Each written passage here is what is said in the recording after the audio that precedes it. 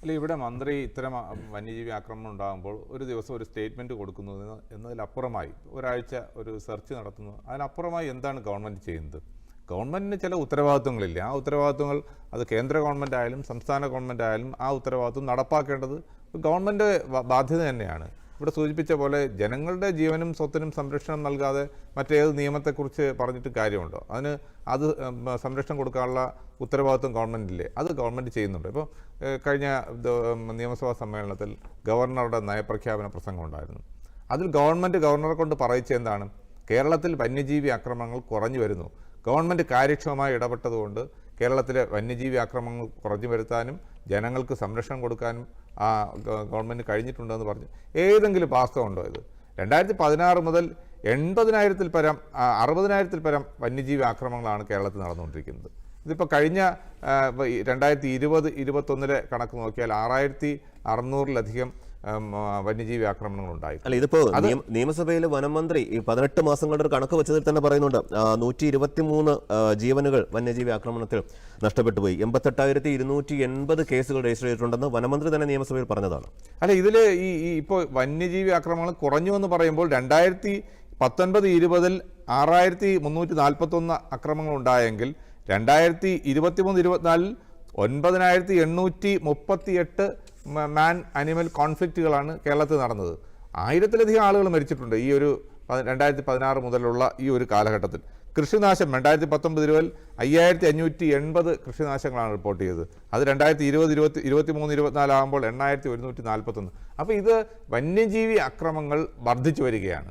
ആ വർദ്ധിച്ചു വരുന്ന വന്യജീവി ആക്രമണങ്ങൾ തടയാൻ വേണ്ടി എന്താണ് ഗവൺമെൻറ് ചെയ്യുന്നത്? ഇപ്പം ആന കടന്നു വരാതിരിക്കാൻ ഫെൻസിങ് ചെയ്യുന്നു, ഇലക്ട്രിക് വേലി ചെയ്യുന്നു, അതല്ലെങ്കിൽ റെയിൽ വേലി ചെയ്യുന്നു, കിടങ്ങ് കുഴിക്കുന്നു. ഈ കാര്യങ്ങളൊക്കെ ഗവൺമെൻറ് അതെല്ലാം കാര്യക്ഷമമായി നടപ്പാക്കുന്നതാണ് പറയുന്നത്. ഇപ്പോൾ 48 കോടി രൂപയാണ് ഗവൺമെൻറ് കഴിഞ്ഞ തവണ ഗവൺമെൻറ് കിട്ടിയിട്ടുള്ളത്, നടപ്പാക്കാൻ വേണ്ടി വകയിരുത്തിയിട്ടുള്ളത്. പക്ഷേ അതിൻ്റെ 50% പോലും ചെലവഴിച്ചിട്ടില്ല, പകുതി ചെലവഴിച്ചിട്ടില്ല. അപ്പോഴാണ് നമ്മൾ എത്രത്തോളം ഗവൺമെൻറ് ഈ കാര്യത്തിൽ ആത്മാർത്ഥതയുണ്ട് എന്നുള്ള കാര്യം. ഇപ്പോൾ ഈ ആന ഫെൻസിങ്ങിനെ കുറിച്ച് പറയുന്നു, കിടങ്ങിനെ കുറിച്ച് പറയുന്നു, സൗരോർജ്ജ ഇതിനൊക്കെ ചെലവഴിച്ചിട്ടുള്ളത് ഒറ്റ പൈസ ചെലവഴിച്ചിട്ടില്ല. ഇവിടെ കരിങ്കല്ല് മതിൽ കെട്ടുന്നു ഇതൊക്കെ പറഞ്ഞതല്ലാതെ ഇതിനകത്ത് കഴിഞ്ഞ വർഷത്തിൽ കഴിഞ്ഞ ബഡ്ജറ്റ് കാലയളവിൽ 1 രൂപ പോലും ചെലവഴിച്ചിട്ടില്ല എന്നുള്ളതാണ് വാസ്തവം. ഇത് കണക്കുകൾ നമ്മുടെ മുന്നിലിരിക്കുകയാണ്. അപ്പോഴേക്കാണ് ഗവൺമെൻറ് കാര്യക്ഷമമായി ഇടപെടുന്നു. മന്ത്രി ഇപ്പോൾ സെർച്ച് നടത്താൻ പറയുന്നു. അതൊക്കെ ചെയ്യേണ്ടതാണ്. അത് ചെയ്യേണ്ട ഉത്തരവാദിത്വവും ഗവൺമെൻറ് മന്ത്രിക്കും ഒക്കെ ഉണ്ട്.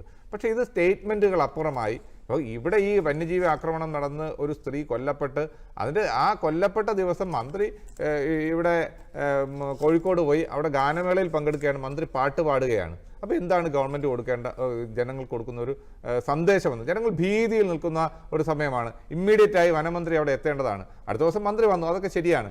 പക്ഷേ ആ ഒരു ഭീതിയിൽ കഴിയുമ്പോൾ ഗവൺമെൻറ് മറ്റ് ആഘോഷങ്ങളിലേക്ക് അല്ലെങ്കിൽ മന്ത്രിമാർ ഇത്തരം ആഘോഷങ്ങളിലേക്ക് പങ്കെടുക്കുന്ന ഒരവസ്ഥ. അപ്പോൾ ജനങ്ങളുടെ ഭീതി അകറ്റാൻ വേണ്ടി എന്താണ് ഗവൺമെൻറ് ചെയ്യുന്നത്?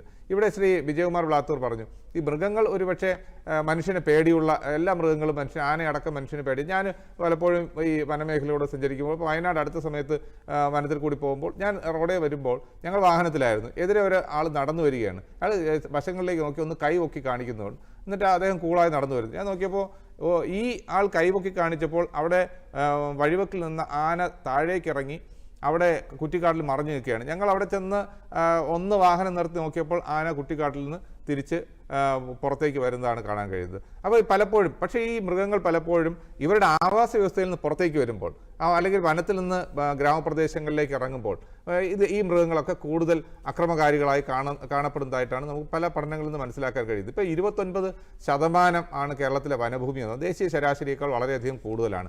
അപ്പോൾ ഇങ്ങനെയുള്ള ഒരു സംസ്ഥാനത്ത് വനസമ്പത്ത് സംരക്ഷിക്കുന്നതോടൊപ്പം വനഭൂമിയുമായി ബന്ധപ്പെട്ട് ജീവിക്കുന്ന കുടിയേറ്റ കർഷകർ, സാധാരണക്കാർ, അവിടെയുള്ള ജീവിക്കുന്ന ആളുകൾ അവരുടെ ആവാസ വ്യവസ്ഥ സംരക്ഷിക്കേണ്ടേ? ആദിവാസികൾക്ക് നമുക്ക് വനാവകാശ നിയമം നിലവിലുള്ള ഒരു രാജ്യമാണല്ലോ ഇന്ത്യ എന്ന് പറയുന്നത്. അപ്പോൾ ആ രാജ്യത്ത് ജീവിക്കുന്ന ആദിവാസികൾക്ക്, അവിടെയുള്ള കർഷകർക്ക് അവരുടെ ജീവിതം മുന്നോട്ട് കൊണ്ടുപോകേണ്ട അവരെവിടെ പോയി ജീവിക്കും? അവർക്ക് മറ്റു പ്രദേശം അവരെ കൊണ്ട് നഗരത്തിൽ താമസിപ്പിക്കാൻ പറ്റുമോ? ഇപ്പം വനഭൂമിയുടെ വിസ്തൃതി കൂടി വരുന്നുണ്ട്.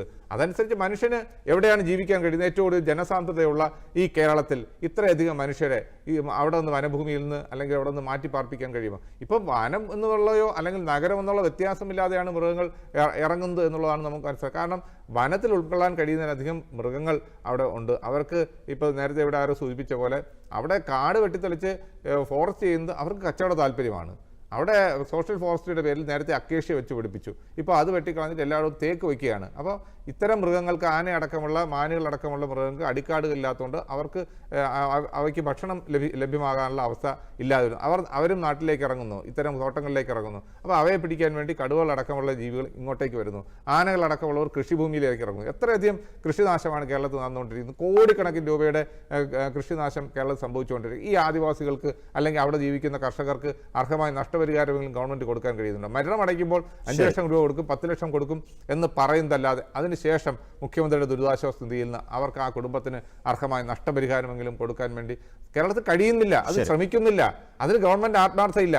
അവിടെയാണ് ഞങ്ങൾ ഇതിനെതിരായുള്ള പ്രക്ഷോഭത്തിൽ അതല്ലെങ്കിൽ ഇതിനെതിരായി സാധാരണക്കാരായ മനുഷ്യർ ഉയർത്തുന്ന അവരുടെ രോദനങ്ങൾക്ക് പിന്തുണ നൽകിക്കൊണ്ട് ഞങ്ങൾ ഈ മലയോര യാത്ര, പ്രതിപക്ഷ നേതാവിന്റെ യാത്ര തുടങ്ങിയിട്ടുണ്ട്. അത്തരം പ്രക്ഷോഭങ്ങളിലേക്ക് ഞങ്ങൾ കടക്കേണ്ട ഒരു സാഹചര്യത്തിന് ഗവൺമെന്റ് കേരളത്തിൽ ഉണ്ടാക്കിയിരിക്കുകയാണ്. ശരി.